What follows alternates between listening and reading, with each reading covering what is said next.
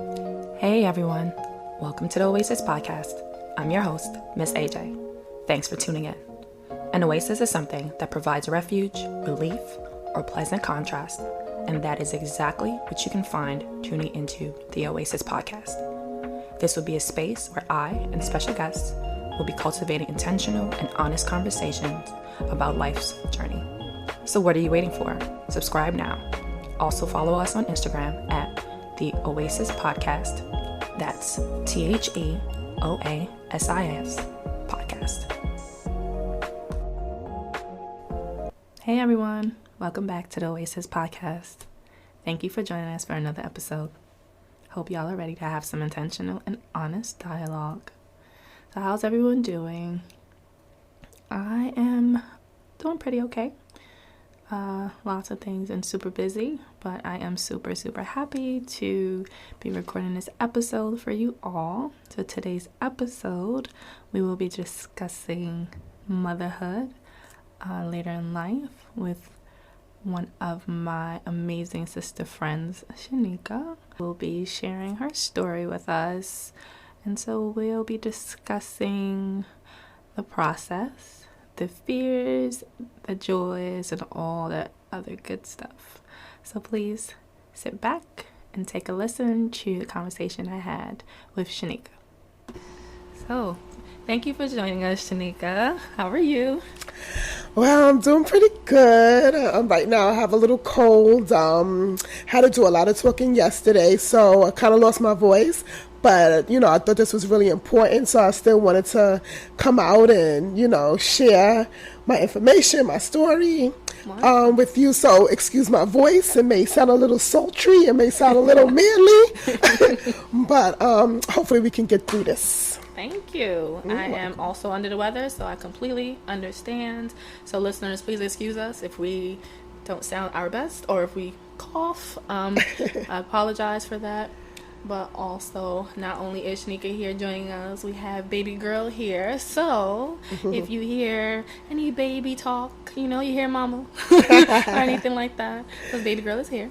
Yeah. And you all the mommies out there know how it is sometimes, right? So, to kind of get into it, if you can tell our listeners a little bit about you, who you are. All right. Hey, listeners. So, my name is Shaneka. I am 39 years old. I am a licensed clinical social worker, and I have a 20-month-old.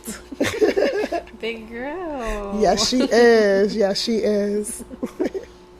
All right, so let's just jump right in there, right? So we're talking about motherhood later in life, and so if you don't mind sharing, kind of starting out with, did you always think that you would be a mom? Definitely. I definitely think that it was my calling to be a mom. Always wanted to be a mom. And yeah, I mean, I have to say, yeah, that's definitely was something that I thought would happen in my life, that I would be a mother. Okay. I've been thinking about this. As you know me for quite some time. Yes. Fluctuate back and forth with the thought of sure, and then oh no, now I'm in a space of yeah, right. But I've never always knew though, I was gonna be mom. I know a lot of people do, they always knew. I know my sister, she just happened to be a mom because she never thought about it, and then she became a mom, right? Wow. Where other people, that's all they think about. True. So I don't know. So I guess you telling us, how did you feel when you first found out that you were pregnant?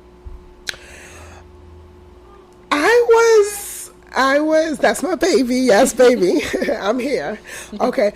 I was excited. I was actually first, I was in shock, that I, did get pregnant. Cause prior to giving birth to, prior to conceiving my baby girl, I did have a miscarriage. And that was really early. They called it an ovulated pregnancy. So pretty much what happened is, I I guess the egg and the sperm, they met. However, there was no baby. It didn't develop. Okay. So, but the egg was there. Well, I don't know how to explain it, but it started to grow, but there was no baby growing. Huh.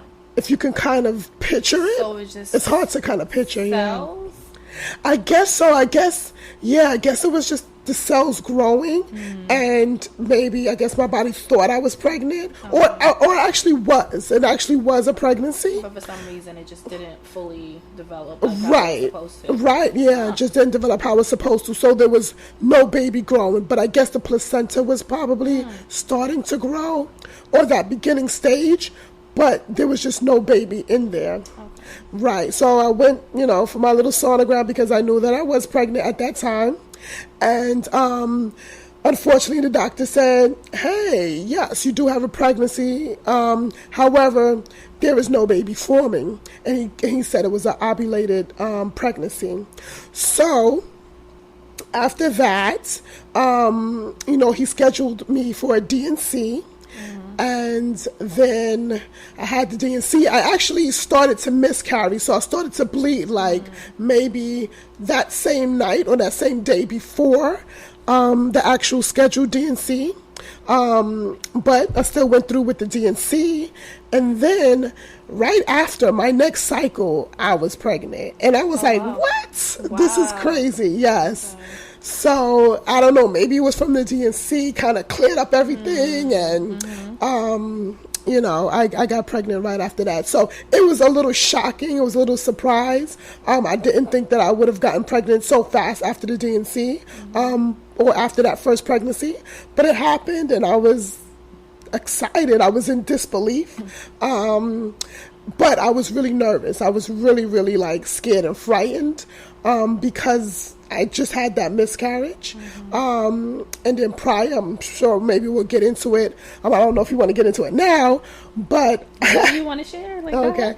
But I was pregnant when I was 31. That was my first pregnancy when I was 31. And so you had baby girl at what age? I had baby girl at, let me see, I got pregnant at 36, and I had her at 37. Okay. So, but my first actual pregnancy, the first time ever being pregnant was 31. And at 32, I lost the baby at 6 months. Yeah, so that was pretty life-changing, tragic for me. You're planning. I was getting ready to send out invitations, and then all of a sudden, you go to the doctor for a regular checkup, and the doctor's like, there's no heartbeat. So I'm like, what? No heartbeat? What are you talking about?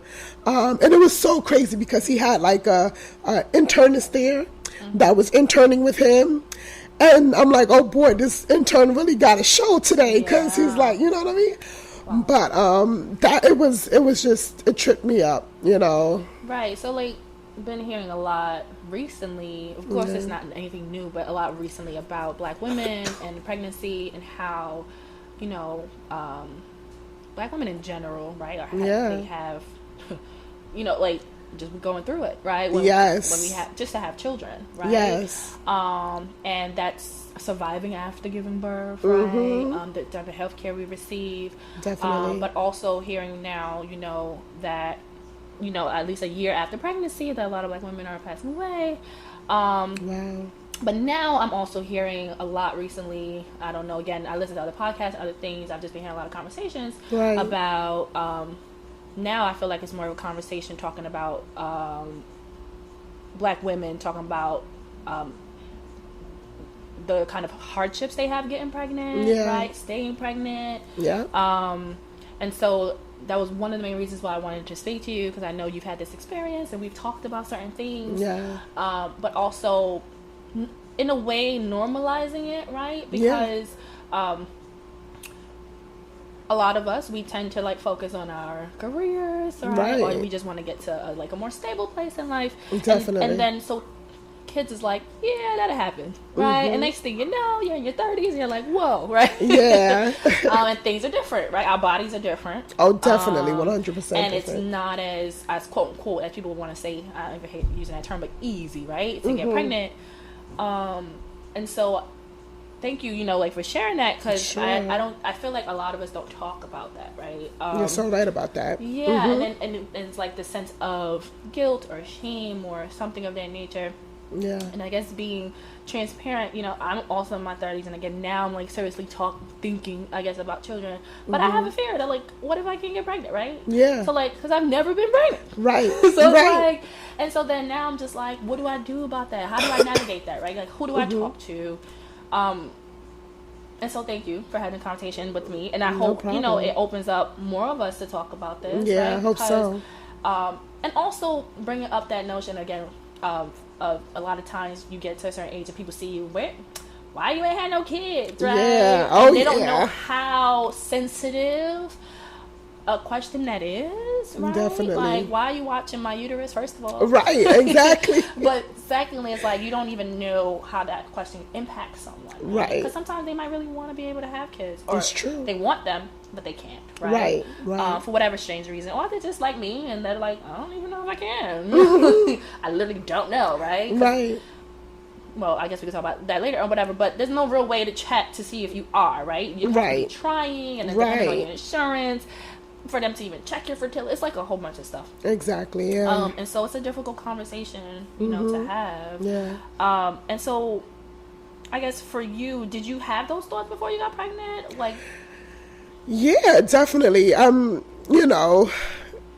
Like I said before, I didn't get pregnant until I was 31. So yeah, I had the thought, hey, can I get pregnant? Or if I do get pregnant, is it going to be difficult? So yeah, those thoughts definitely also came in my head, and and just those thoughts of people checking on your uterus, like, hey, when are you gonna have kids? You're not that young anymore, and then even before, like 35, that's old, that's late to have babies, So definitely it was a concern for me. At one time I thought I was going to have 3 kids, 4 kids, but then just as you get older, it's like, I don't think I'm having 4. Yeah. Yeah.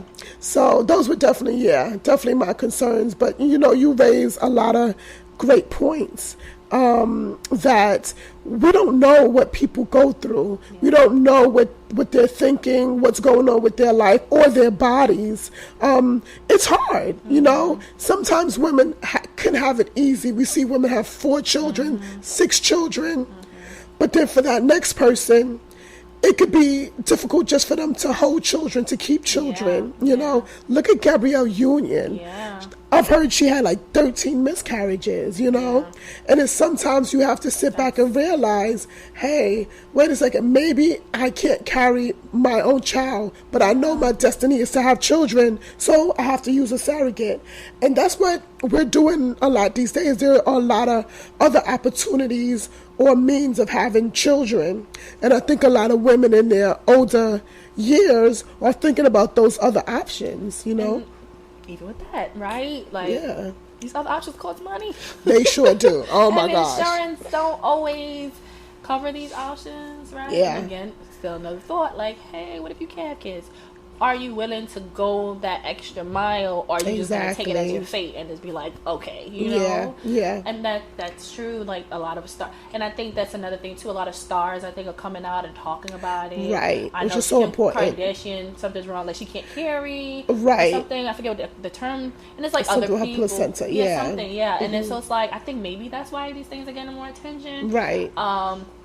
But it's a very difficult topic, right? It and is. Now, so many people are like policing our uteruses now. Right, exactly. Laws, yeah, right? yeah. It's so personal. Very. And so I know you had a bit of difficulty between, 31 and then 36. And so while you were pregnant, like, what was like the greatest fear that you had? My greatest fear was going to an appointment and the doctor saying, there's no heartbeat, you know, or that there's some big difficult, or there's, you know, a problem, and rushing me to the hospital, Right. you know, oh, you know, because you got to have this baby, but knowing that the baby won't be alive. So I think that was just, you know, my big ultimate fear was just that there wouldn't be a heartbeat again. So it was kind of like each month or each week really holding my breath, you know. I didn't want to tell people because of the fear that, hey, next week I might have to tell this person now that, hey, I lost the baby, you know. Right. And like you said before, sometimes that's shame, that's guilt, because it's like, well, what's wrong with me, you know? But, you know, like I said, women are just different. Their bodies are different, you know. So it's hard. But yeah, I think that was my greatest fear, is that, you know, the doctor would say there would be no heartbeat for this baby. And were there any complications with this pregnancy? So, thank God, no. I would say there was no major complications. I was diagnosed with diabetes 2 years prior. Okay. So I don't know if that came out of my first pregnancy or what happened, but I mean, it does run in my family, so it's not a big shocker, you know. But I was able to control it with diet and exercise before, so I was fairly healthy to have this baby normally, and but because I was diabetic, they took extra precautions. I had to take extra tests. You know, they gave me these nurses, and I had to take my stick. At some point, I did have to take a little bit of medication. But all in all, it was a pretty smooth, you know, pregnancy. However, later in my pregnancy, I would say about maybe 30 weeks, 29 weeks to 30, you know, they start to do your stress test. So at sometimes little Miss Lady over there, she did not want to get on, you know, I guess be monitored. So she would turn, she wouldn't let them get a good listen to her. So at that point they said, okay, well, because we can't get a good reading, you know, we're going to have to send you to the emergency. So they just tell me, you know, make sure, because of my history, just go in, you know, to the emergency and get further testing. So, you know, I would have to go into the emergency, and they would do the stress test, and I would have to be there for a couple of hours overnight. And it's like, oh gosh, hopefully they'll let me out, because I got to go to work in the morning. So a couple of times I would say I had to go to emergency, like maybe 4 times, but it wasn't like, oh, go to the emergency because something's going to happen. But my doctor just wanted to make sure. Right. Yeah. Okay. So, for you, I know that we talked about the pregnancy part, but, you know, now baby is here. So, what is motherhood for you? Like, I know there was, like, pre-baby, what you thought motherhood was, and then now that you have baby. So, what is motherhood for you? Oh, my gosh. Woo. So, of course, every woman is different. And every woman's experience when they have their beautiful baby is different. Some babies are extremely easy. They sleep. They only wake up when they want something. My baby, oh my God, she gave me a run for my money. I was like a walking zombie for like the first 3 months, literally. And I'm like, oh my God, I didn't even realize I had a baby. I was just kind of like in my own little zone, taking care of this little thing. And I'm like, wait, hold on. I didn't even realize where I was. I was just taking care of this little being. But it was super, super difficult in the beginning.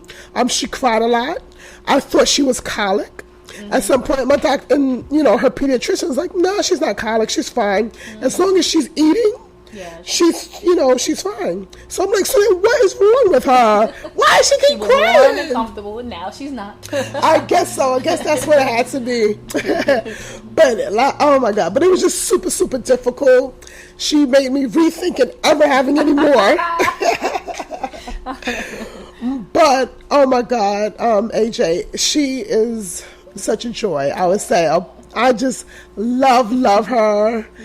like her little face just waking up, and it's like, are you really there? Oh. It's like, where did you come from? Right. You know, it was just like, I can't believe you're here. It's so surreal, you know. Even to this day, I'm like, I look at her, I'm like I'm wait, somebody's mom. that's what I'm saying. Like, oh my gosh. But she's so smart, such a blessing. So for me, motherhood is just watching this little human being grow into what we see walking on the street today, and it's a regular person, and it's just really amazing. It really is. So is it true, like, when they say the minute you see your baby, you have this, like, intense, like, emotion and feeling? Like, did you feel that? I know it's different experience for different people, but I hear that so often, right? Yeah. You never think you could love something so much, right? Like, yeah. You know what? I think it's emotions. It's just your hormones. It really is. Yes. Yeah. I didn't realize how pivotal hormones are until you get pregnant. Oh, gosh. I was crying for no reason. I'm like, what is wrong with me? You're stronger than this. And I'm like, not really. Right, exactly. Not really. So I'm fond of myself. I'm not crying, mad at her dad for whatever reason. And I'm like, what is wrong with? So I truly believe in hormones. Like, but after all that settled down, I got a hold of my emotions. But yeah, I mean, it's like you do feel an immense love. But for me, I wouldn't say it was right away. It was, but the love grew with each day that you're taking care of this little baby. Like I said before, I really felt like I was a zombie. So I didn't really have time to think about how much you love her, and because I had to take care of her. I had to wash her bottles. Yeah. Then I had to, and it's real. You really don't take showers every day. You really don't take showers every day.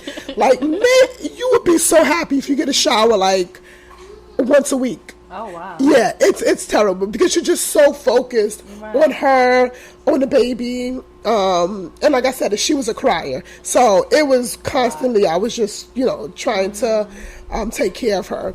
But after all that settles down, like maybe like after the 3rd month, after the 4th month, where you see her sleep patterns get a little easier, where you get a little more rest, then you really get to sit back and say, wow, I'm in love. Yeah. So did you have, like, help throughout the process? Oh, yeah, definitely. Thank God I had help. I mean, you cannot do it alone. That's what exactly. Girl. That's what I'm saying. Still couldn't shower every day. Oh, my goodness. But I had help. Her dad was helpful. He works a lot. So, but he was definitely very helpful in the beginning months. My mother, thank God for her. She was extremely helpful. My niece, my sister, they were all right there, being very supportive and very helpful. So, I do thank God for family, because you can't do it alone. You definitely can't do it alone. I don't know how single mothers do it. Like, if you're just, like, in the house by yourself, I don't know how that happens. Right. Yeah, I really don't know. That's so, a like, lot. yeah, it is. You gotta give it to these women. Right, you really do. So, like, if you bring a baby home by yourself and no one's there with you, I don't even see how that's possible. But women do it. Yeah, Yeah, day, they do. right? They sure do. And so what's your favorite part of being a mom? My favorite part of being a mom, I would say just getting kisses and hugs. Yeah, that's just, and when I come home from work, watching her smiling and laughing, coming to the door, waiting for me to come home,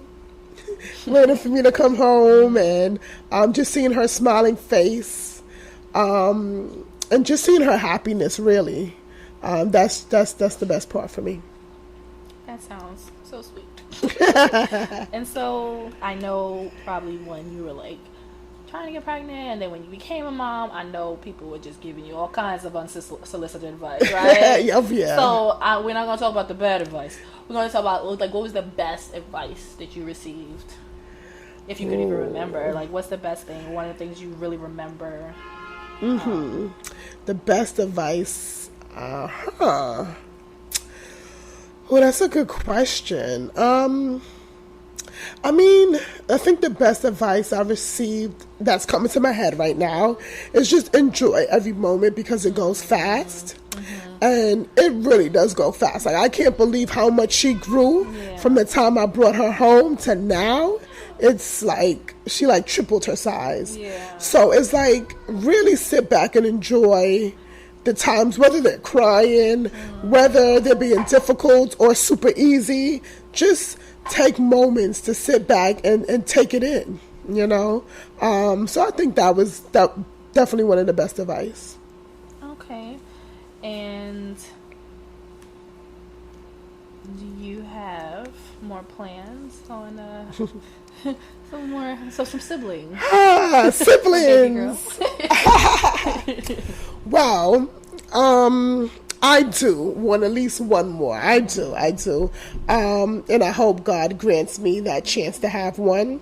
Unfortunately, my cycle is a mess, even from my first pregnancy to my pregnancy with baby girl. You know, my cycle has been a little sporadic, crazy, off the wall, unpredictable. So hopefully, if I can get that in check, God willing, I want at least one more. Because I really do want to give her a sibling. I want to see her grow up with someone. Her cousin right now is like 11 years older than her. So it's more like your playmate, but I'm also caring for you, you know. And 11 years is a big difference, but I do want her to have a playmate. Does your caregivers, your health caregivers, do they say anything, like do they mention anything to you, like nudge, like, hey, you know, if you're going to, like, yes, what's that conversation like? Because I know for me, when I go to the doctor, at least my healthcare professional is like, you're good, you have time, don't worry about it. So now I don't know, does that conversation change? Well, I mean, I did ask my doctor. I said, hey, you know, I do want to try soon. Do you recommend it? And because I was telling him just the problems I was having with my cycle, that I like missed like 2 cycles, 3 cycles, and I said, you know, with that issue, should I still try? Because I was concerned maybe it's a problem, you know, while I was missing my cycles or whatever. So he said, you know, we're gonna do the testing and see what's kind of going on. But he said, get started, start trying. Yeah, you should start now. Exactly, because if you're gonna try at some point, you might as well start trying now. So yeah, he definitely encourages it. Okay. And so, I don't know, and if you do, please do share, but like, do you know other women who became moms later in life, and were their experiences similar to yours, or like how did they vary? Oh yeah, 100%. And it's really interesting because sometimes you sit back and you think, dang, I'm the only one who's not pregnant.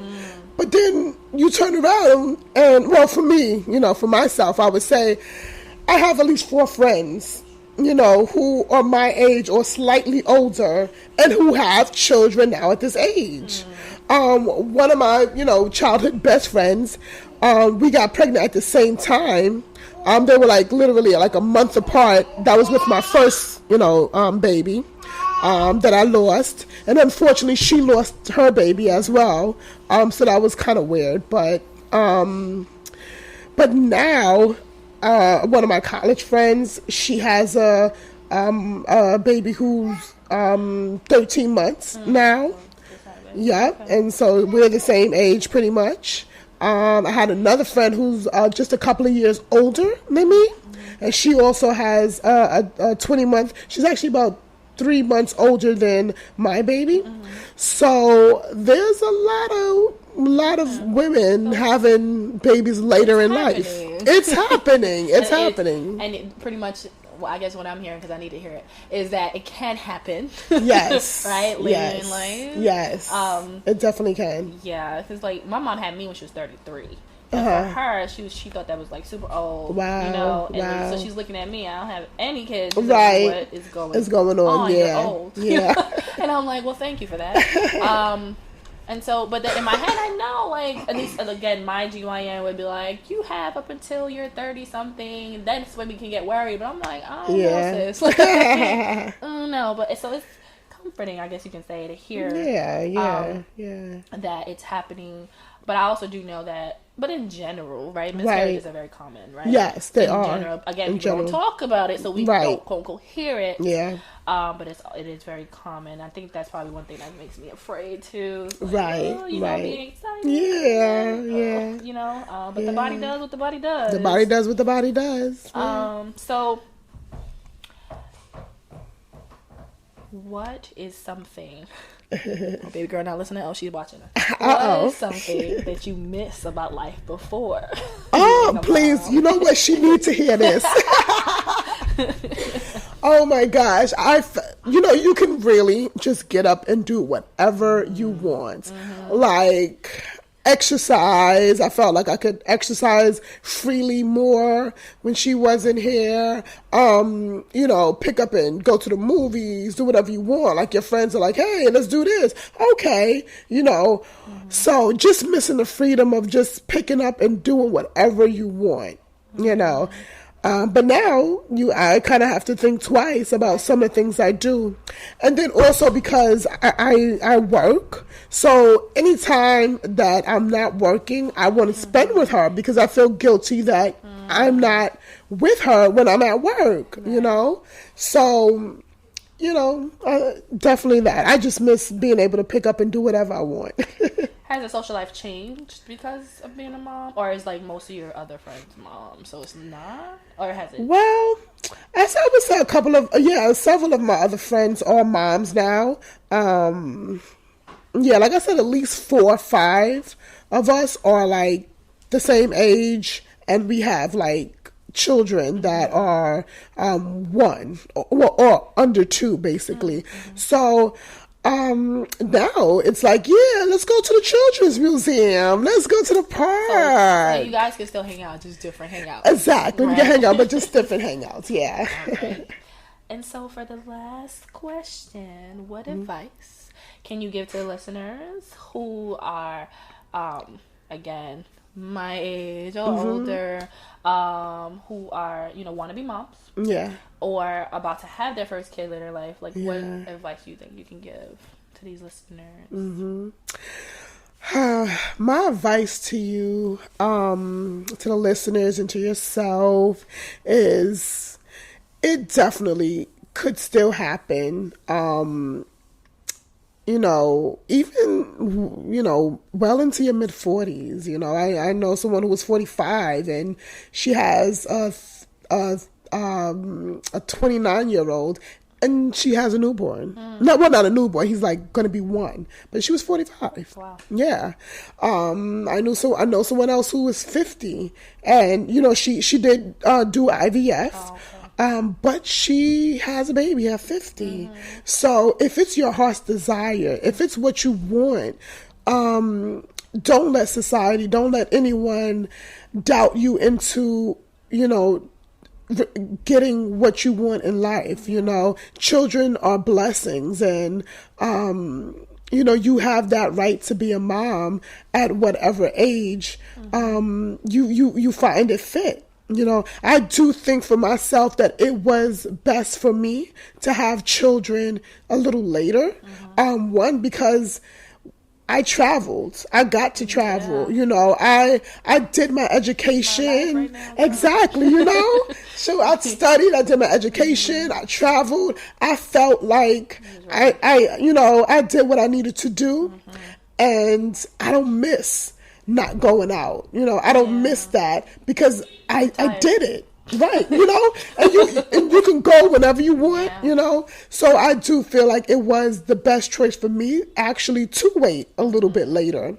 And I still got a baby, after that. So I would just say don't give up. Just if it's your heart's desire, and if it never was your desire, but it's like, hey, wait a second, I'm 35 or I'm 34 and I think I want a baby. You can have a baby, Women are doing it all over. So, just, be confident in what yourself. Don't care about what other people think, what other people might say about you. Just be confident in yourself and know that if you want to be a mom, you can make a difference in any child's life. So, go for it, do it. But I will say that it's definitely not a piece of cake. So, it is not easy. And I think that a lot of people didn't give me that, oh, it could be really hard. It could be really difficult. Really? Yeah. I don't remember ever getting that. That's why it was such a shock for me that when I did have that when, she did cry a lot in the beginning, I was like, wait. I mean, they said, babies will cry, but they just didn't make it seem like right, not like that. And I'm like, what is this? So just be prepared that, some babies can be really easy and some babies can be difficult. But, all in all, you'll get through it and you'll love your baby, and it's just a magical thing. It really, really is. It's a magical thing. So if it's what you want, don't let age stop you. Don't let self-doubt stop you. Don't let what other people say stop you. If that's what you want, you go and get it. Yeah. Well, thank you for the encouragement, because I needed it. But I'm sure listeners are feeling the same. Thank you, and I appreciate you. No problem. I appreciate you too, AJ. For this episode's what's new, what's happening, intentions, and what we're looking forward to this week, I am looking forward to not getting sick again. I've been battling these allergies and I guess, I don't know if it's the flu, I don't know what it is, but clearly you hear Shaneka and I coughing and sounding oh so terrible. And I'm hoping that I can stay healthy and my asthma doesn't act up because of these allergies and whatever else is going around. So that is what I'm looking forward to, some good health this week. And just not having to be going to the doctor and taking all kind of teas and vitamins so that I can function. So that's what I'm looking forward to this week. And I hope you all remain healthy and get to enjoy this weather we've been having. In today's Connection Corner, I want to leave you all with a post from Soul Guidance, and it reads, "Today, Soul wants me to trust that the universe is guiding me to exactly where I need to be. Believe that I am worthy. Let go of toxic relationships and patterns of behavior. Overstand that the divine source is within. Listen to soul." Thank you for joining us. Thank you for tuning into this week's episode of the Oasis Podcast. I hope you were able to find something that resonated with you on your journey. Don't forget to subscribe, share this episode, and like us on Instagram at the Oasis Podcast. If you have any questions or comments, direct message us on Instagram or email us at ajsoasis@gmail.com. Again, that's AAYJAYSOASIS@gmail.com.